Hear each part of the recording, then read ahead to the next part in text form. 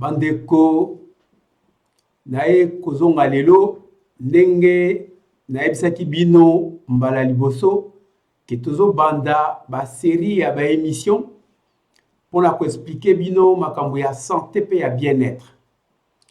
Alors lelo thème na biso ezali nazo pesa bino basango ya épidémie ya coronavirus oyo bandaki na ville ya Wuhan na Chine.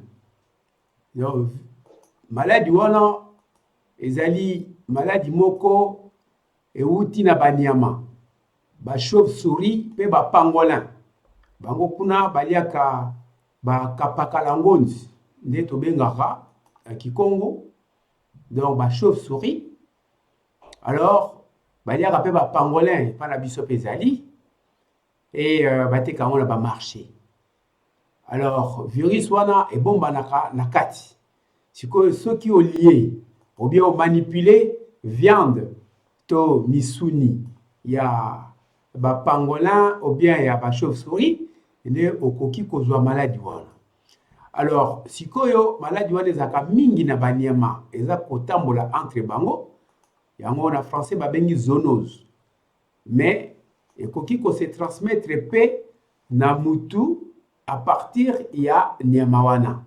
Mais sikoyo soki bandi kokota na batu et batu sikoyo babandi ko manifester ba symptômes après 10 à 14 jours, donc mikolo 10 ou bien 2 semaines et mutu abandi kokosola. Tango banda kokosola obandi ko éternier ko sala ba tche ozomona l'air wana obandi kopanza ba microbe ya virus wana o babengi coronavirus et actuellement babengi yango COVID-19. Wana kombo bapesi eza virus ya sika. Virus wana ezali na forme ya couronne. Yango balobi coronavirus. Donc virus à couronne. Ezali très différent na virus ya Ebola. Virus ya Ebola ezali sous forme ba filament. Omona oneti singa moko boy. Yango sikoyo wana babengi Filoviridae na famille ya Filoviridae et coronavirus babengi yango eza na famille ya Coronaviridae. Alors ba maladie nango pe ezali très différente na sens que maladie ya Ebola na ya coronavirus eza ya kokesana te. Ne bandeli okomona neti mwa grippe de deux côtés, mais après ekabwani côté ya coronavirus boza komona kaka neti grippe e bandi mutu pasi fièvre kokosola ya mingi pe ko éternier ba kozobeta ba tche belé et après 14 jours il y a contact ozaki nango na mutu aza na maladie. Et alors, ba forme sévère ezali. Virus wana ezoboma batu nyonso te. Neti sikoyo na Chine tokomi déjà na ba 20 000 cas, plus de 20 000 cas. Mais toza autour ba 2000 morts. Awa na Europe et maladie wana pe esi ekoti. Ekoti mingi na Italie, ezali na France, ezali moi quelques cas ezali pe na Iran et na Afrique tozali kaka na cas moko eza confirmé na Égypte. Alors ezali pe susu na États-Unis na Canada. Wana contamination nango ezokende rapide puisque ba mode ya contamination ezali mibale. Ba mode wana ezali nini? Ezali na mopepe ndenge mutazo kosola mutaza ko éternier ba gouttelette wana ya ma salive oyo eza na kati na ba virus soki ekoti yo ekweli yo na misu ou bien na zolo ou bien na munoko wana okoki kozwa maladie wana.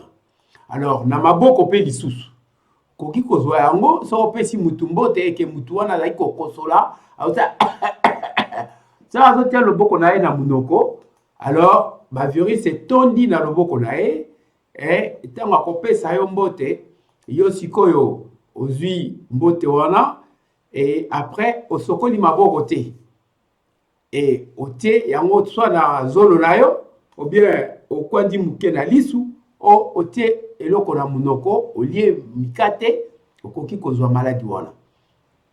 Alors sikoyo comment tokoki ko éviter maladie wana? Donc lokola ekoti nanu te mingi na Afrique biso nde il faut tozwa ba précaution toyeba ndenge nini tokoki ko éviter puisque ba transport ba voyage eza ebele bato bazokende na bangwanzo bazokende na Chine tout ça kosomba biloko bazozonga trafic wana ekosila te bato bakokontinue. Alors il faut toyeba ndenge nini biso tokoki komibatela po bokono wana ekota na Afrique te puisque tellement tozala ba moyens financiers te tozali na mbongo te déjà Afrique eza pauvre soki maladie wana ekoti mingi tozala na problème ya kosala kolite contre épidémie wana. Ezali lolenge sida ebandaka na États-Unis mais lelo ekangama na Afrique bato ebele basila mpona yango. Alors biso siko baminganga toza na devoir ya koya koyebisa bino ndenge nini bokoki kosala po ozwa bokono wana te. Alors première chose ezali prévention.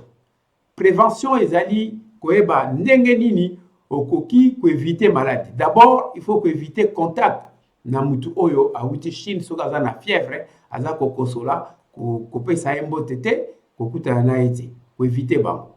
Alors bato wana soki bakomi déjà et que babandi fièvre il faut ko signaler na ba autorité pour basala examen ba test pona koyeba que azali na virus wana tote. Mais awa na poto déjà tozali na ba solution oyo tobengi solution hydroalcoolique nde boza komona wana. Donc ezali solution oyo koki ko désinfecter maboko. Donc soko pesi bato ba mbote auto mutawuti Chine aye donc okoki sikoyo kozwa produit oyo ezali très important. Alors au sokoli donc au pangwisi na maboko pangwisi yango mingi lokola ezali na alcool ezali na désinfectant eza ko boma ba virus wana. Alors sikoyo soki bilo soki ozali na maite koyi kosalela yango mais solution ya liboso ezali ko sokola maboko na savon. Ça c'est très important. Wana ezali méthode moko facile oyo na Afrique tokoki kozwa. Mais ba solution oyo pe na Afrique ici est commis déjà la solution hydroalcoolique ezaka cher mingi te. Deuxièmement, ezali ba masque oyo baza ko utiliser na Chine bozomona ngo petit pa na biso awa okolata masque wana soki oza en contact na mutu oyo awuti kuna pe aza na fièvre donc yokoki ko se protéger. Ou bien poser un avion, na batu, bawuti Chine, yo, il faut lata, masque, pour masque, wana, ils allaient protéger zolo na yo, ils ont protégé monoko. Et ce qu'on a mis sur la lunette, ça te protège encore plus d'un niveau et à mis sur na yo. Donc, c'est très important. Et à koyeba, ba, makambo nyonso, information, eza importante pour la bino, pe pour la bandeko nyonso, o baza kolanda yango. Donc ezali te ke bokono ezali kaka na Chine ou bien ezali na Asie, ezali na Europe, mais ba voyage tellement eza mingi awa ba vacances eza koya, donc il faut boyeba ndenge nini komibatela. Alors traitement nango en dehors sikoyo traitement ezali nini soki ba confirmer diagnostic ta ba ça ba test wana ba sérologie après maintenant traitement jusqu'aujourd'hui, traitement est alité. Mais, baza ça ba test. Dans le laboratoire Moko ya Belgique, et utilisait kaka molécule oyo, donc kisi o bisoto yebi mingi en Afrique, tout ça est là, chloroquine. Et là, kisi ya malaria. Et baza ça les lango, na Chine, bazo testé peso biki sa moi batebele. Mais c'est pas un traitement spécifique, il y a ba virus. Et bazo ça les lango. Alors, ba test pe ezali ebele na ba traitement mususu ezana nous confirmer efficacité nango et yebani na makasité très bien té. Alors, mais vaccin jusque là ezali té. Vaccin ezate et OMS elobi vaccin ekokoma na disponible dans 18 mois. Mais 18 mois est belé puisque maladie est bandit le 31 décembre 2019. Et on l'élo déjà, Tokomi a plus de 30 000 malades.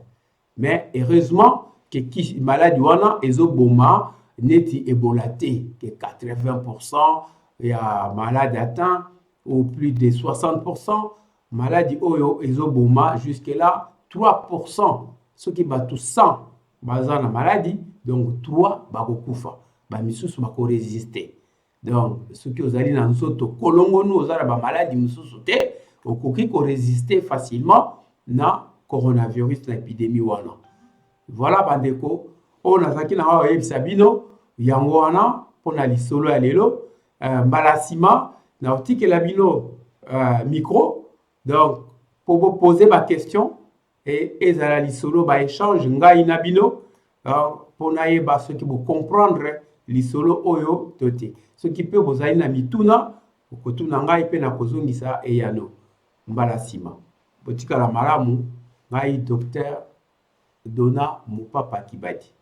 Merci. Au revoir.